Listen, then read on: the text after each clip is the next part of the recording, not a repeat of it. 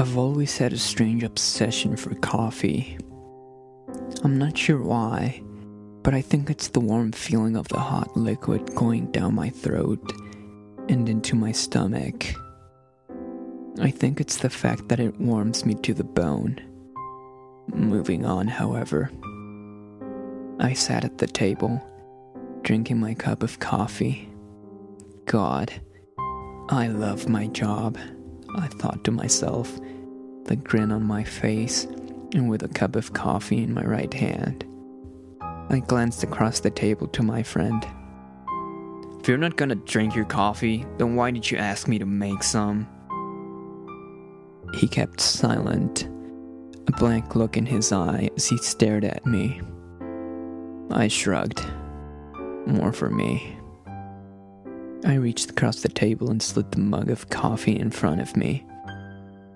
I took one more long sip of my own cup, finishing it off in one large gulp. I returned to the paper in front of me, sketching a few things while moving on to the cup I had taken from him. I yawned deeply into my left sleeve, pausing my writing for only that.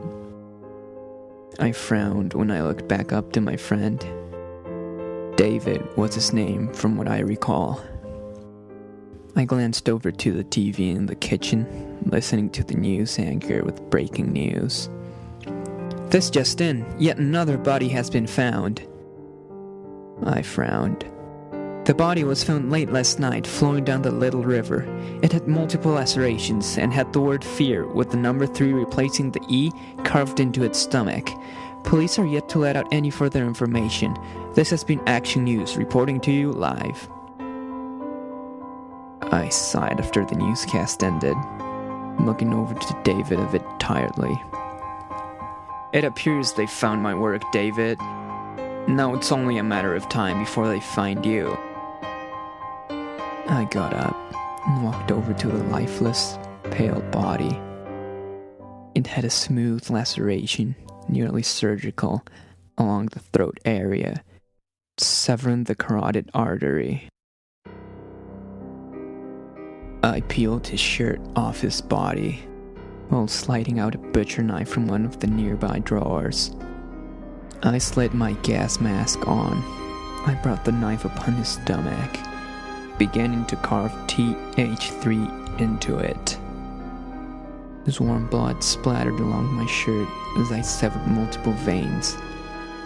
My gloves had blood painted on them when I stabbed the bloody butcher knife into the wood table, letting it stick. I adjusted my mask with my gloved hand and made my way out the back door. I sprinted into the woods behind his house while reaching for my cell phone. I dialed 911, having just thought of a marvelous plan. 911, what's your emergency? I responded in my tired voice. Yes, I'd like to report a murder. Okay, where's this murder taking place, sir? Well, where would be the fun in that? I turned around and whipped the phone towards the house. I wasn't far, so it only hit the grass in the backyard when I turned around and ran off through the trees. The next day, I drove by the house.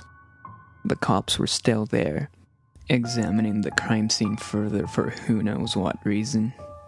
They'd be looking for me now, but that would just add on to the fun of this all.